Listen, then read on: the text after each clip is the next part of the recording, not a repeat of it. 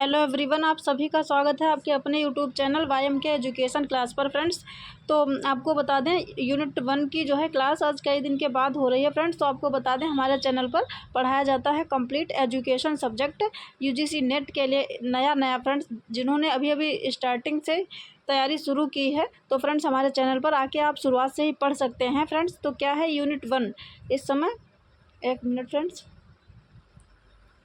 Unit 1 हम पढ़ेंगे। Friends, तो इसमें शैक्षिक विकास में विभिन्न विचारकों का योगदान, देखिए विचारकों का योगदान क्या है ये हम पढ़ेंगे। फ्रेंड्स, तो अगर आपको हमारी वीडियो पसंद आती हो फ्रेंड्स तो वीडियो को लाइक कर लीजिए और चैनल को सब्सक्राइब भी कर लीजिए। अगर आपको लगता है आप बेहतर तैयारी एकदम क्लियर कॉन्सेप्ट में हमारे साथ जुड़ के कर सकते हैं। फ्रेंड्स, तो देखिए स्वामी विवेकानंद, इनके बारे में जो विचारक हैं कि शिक्षा के क्षेत्र में इन्होंने क्या योगदान दिया। फ्रेंड्स, देखिए हर यूनिट से हम वही टॉपिक लेके आएंगे जिनसे प्रश्न बनता है। फ्रेंड्स, वही चीज़ें हम लेके आएंगे। बाकी इससे पहले हमने प्रकार्यवाद एक टॉपिक छोड़ दिया है बीच में यूनिट 1 में, और ये थिंकर्स का जो विचारकों का योगदान वाला टॉपिक है ये इम्पोर्टेंट है, क्योंकि यहाँ से प्रश्न ऐसे बनते हैं कि जितने भी विचारक आप पढ़ेंगे फिर उनका क्रम से लगाने के लिए आ जाएगा। उसके लिए क्या करना होगा कि आपको उनकी डेट ऑफ बर्थ वगैरह मालूम होनी चाहिए कि किसका जन्म कब हुआ, तभी आप क्रम से लगा सकेंगे। जैसे सारे दे दिए,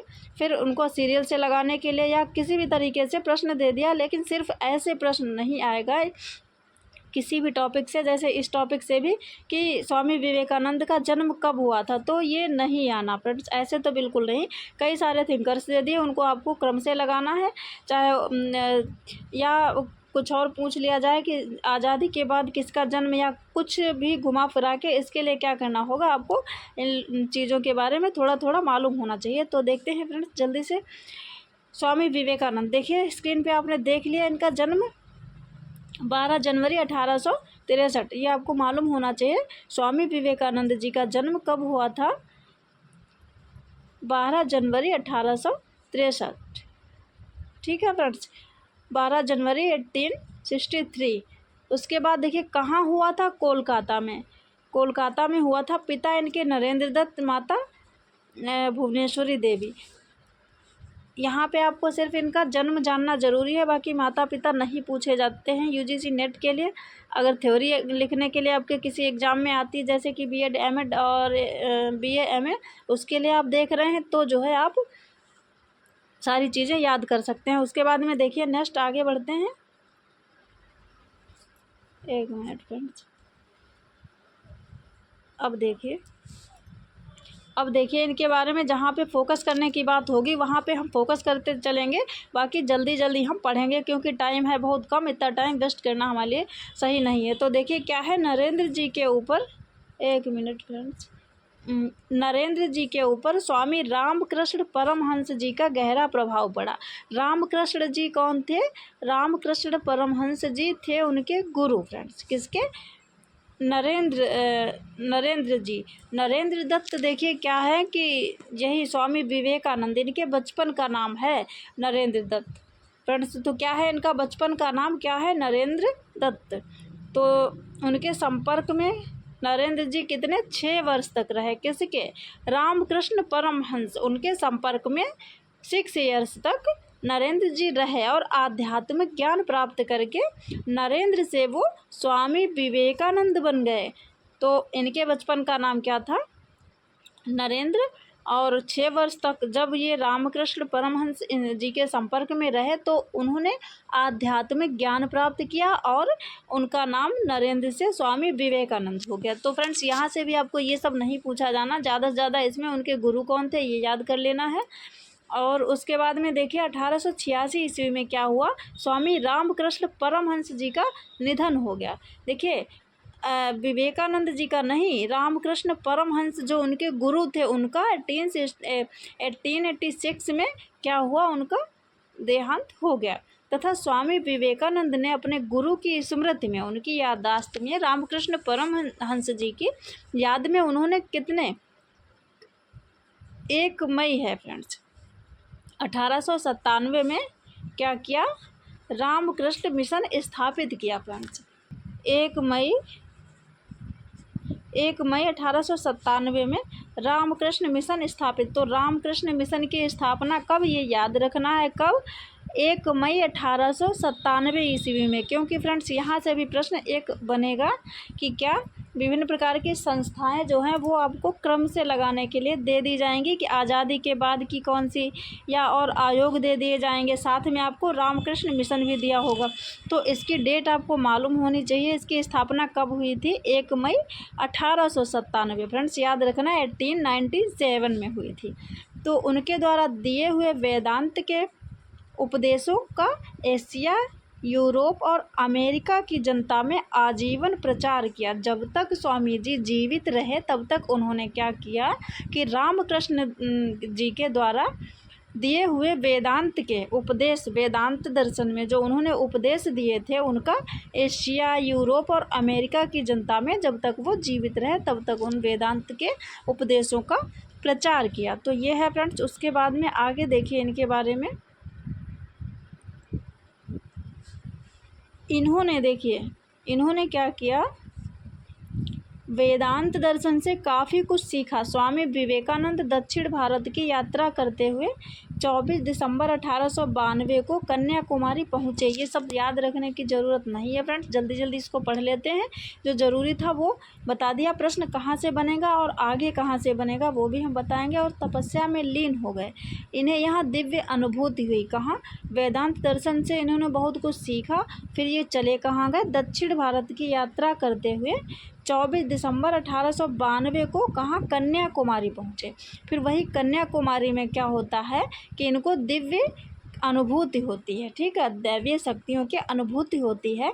और यहाँ पर इन्होंने मातृभूमि की सेवा में अपने को समर्पित करने की प्रतिज्ञा की। फिर क्या होता है देखिए, अमेरिका के शिकागो नगर में रोमन कैथोलिक ईसाइयों द्वारा आयोजित विश्व धर्म सम्मेलन, उसमें देखिए 11 सितंबर 1893 को दिए गए व्याख्यान। तो देखिए विश्व धर्म सम्मेलन जो हुआ था अमेरिका के शिकागो नगर में कब हुआ था, 1893 में, 11 सितंबर 1893 को हुआ था। तो उसमें उनके द्वारा दिए गए व्याख्यान ने क्या किया, सभी को अत्यधिक प्रभावित किया। तो उन्होंने शिकागो नगर में आयोजित जो है विश्व धर्म सम्मेलन, उसमें 11 सितंबर 1893 को जो शिकागो में विश्व धर्म सम्मेलन हुआ था उसमें बहुत सारे व्याख्यान दिए। तो उन व्याख्यानों ने सभी को अत्यधिक प्रभावित किया। स्वामी विवेकानंद पहले ऐसे व्यक्ति हैं जिन्होंने पश्चिमी मंच से पश्चिम के सम्मुख वेदांत के सर्वोच्च सत्य की धारणा प्रस्तुत की। तो ये व्यक्ति ऐसे हैं जिन्होंने क्या किया, पश्चिमी मंच से ही और पश्चिम के सम्मुख वेदांत के सर्वोच्च सत्य, वेदांत के जो सर्वोच्च सत्य हैं उनकी धारणा प्रस्तुत की। उनकी सार्वजनिक ये धारणा नहीं, धारणा है फ्रेंड्स, सार्वजनिक धारणा ने एक सच्चे विश्व बंधुत्व की लहर उत्पन्न कर दी। तो उन्होंने जब वेदांत के में जो सर्वोच्च सत्य माना जाता है उसकी जब व्याख्या की तो क्या हुआ, पूरे विश्व में एक सच्चे विश्व बंधुत्व की लहर उत्पन्न हो गई। 4 जुलाई 1902 को मात्र 39 ईयर्स में संसार छोड़कर स्वामी जी चले गए। तो ये है उनका जीवन। उसके बाद में देखिए उनका और योगदान देखते हैं फ्रेंड्स। ये देखिए जल्दी जल्दी से देख लेते हैं। शिक्षा का अर्थ इन्होंने बताया, शिक्षा का अर्थ मनुष्य में निहित शक्तियों का पूर्ण विकास है, न कि मात्र सूचनाओं का संग्रह है। तो मतलब ऐसा नहीं है शिक्षा मतलब विभिन्न प्रकार की जगहों से हम सूचनाएं एकत्रित कर लें वही शिक्षा है, नहीं। तो इनके अनुसार क्या है कि शिक्षा का अर्थ मनुष्य में निहित, मनुष्य के अंदर मतलब निहित शक्तियों का पूर्ण विकास है, न कि मात्र सूचनाओं का संग्रह। तो देखिए ये विवेकानंद जी ने कही है बात शिक्षा के संबंध में। उसके बाद स्वामी विवेकानंद के अनुसार शिक्षा के उद्देश्य देखिए ऐसे थ्योरी में नहीं पूछे जाएंगे, लेकिन जल्दी जल्दी हम जान लेते हैं। अंतर्निहित देखिए अभी डेफिनेशन में ही देख लिया, अंतर्निहित पूर्णता की अभिव्यक्ति बताया है इन्होंने, अंतर्निहित पूर्णता की अभिव्यक्ति। तो ये डेफिनेशन दी, तो जाहिर सी बात ये शिक्षा का उद्देश्य होगा कि व्यक्ति में, मनुष्य में अंतर्निहित जो पूर्णता है उसी की अभिव्यक्ति, उसी का विकास करना शिक्षा का उद्देश्य होना चाहिए। शारीरिक एवं मानसिक विकास, धार्मिक विकास, विभिन्नता में एकता की खोज। देखिए जब इनका विश्व धर्म सम्मेलन अभी अभी आपने पढ़ा तो विभिन्नता में एकता की खोज, विश्व बंधुत्व की भावना, तो ये सारी चीज़ें निकल के आई। ये शिक्षा के उद्देश्य इनके हैं। चरित्र निर्माण, राष्ट्रीयता का विकास, समाज सेवा, विश्व बंधुत्व की भावना का विकास, व्यवसायिक क्षमता का विकास, ये हैं उद्देश्य। उसके बाद में और जो ज़रूरी चीज़ें हैं वो हम पढ़ते हैं। देखिए स्वामी जी का शिक्षा में स्वामी विवेकानंद का शिक्षा में योगदान देखिए क्या है। स्वामी जल्दी जल्दी पॉइंट टू पॉइंट कुछ पॉइंट हमने नोट किए, जल्दी जल्दी देख लेते हैं। देखिए स्वामी विवेकानंद ने शिक्षा दर्शन में प्रकृतिवाद, आदर्शवाद, प्रयोजनवाद आदि सभी मुख्य दार्शनिक विचारधाराओं की झलक दिखाई पड़ती है। देखिए कि स्वामी विवेकानंद के शिक्षा दर्शन में क्या प्रकृतिवाद, आदर्शवाद और प्रयोजनवाद, इन सभी मुख्य दार्शनिक विचारधाराओं की झलक इनके दर्शन में दिखाई पड़ती है। वेदांत को व्यवहारिक रूप प्रदान किया, ये भी इनका शिक्षा में योगदान है। आध्यात्मिक भौतिक दोनों प्रकार की आवश्यकताओं की पूर्ति पर बल दिया स्वामी जी ने। चरित्र निर्माण पर बल, स्त्री शिक्षा पर भी बल दिया। बालकों के लिए व्यावसायिक शिक्षा व्यवस्था, शारीरिक शिक्षा पर बल, जन शिक्षा संबंधी विचारों पर बल, क्षमताओं के आधार पर शिक्षा की व्यवस्था, शिक्षक और शिक्षार्थी दोनों के लिए ब्रह्मचर्य पर बल, रामकृष्ण मिशन की स्थापना, ये जो कि अभी अभी इनके जीवन परिचय में ही आप देख चुके हैं, रामकृष्ण मिशन की स्थापना। तो ये सारी चीज़ें हैं फ्रेंड्स स्वामी जी के बारे में। रामकृष्ण मिशन की अभी अभी स्थापना आपने पढ़ी थी 1 मई 1897, जो कि आपको रखना है याद।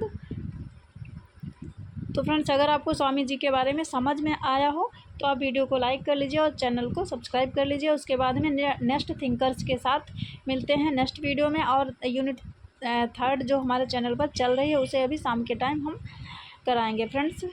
4:30 पे उसकी वीडियो आती है फ्रेंड्स, थोड़ा सा इधर उधर हो जाता है लेकिन अब कोशिश करेंगे टाइम टू टाइम। और ये यूनिट 1 जो है ये 2 बजे के टाइम में। तो आज के लिए इतना ही, मिलते हैं नेक्स्ट वीडियो में।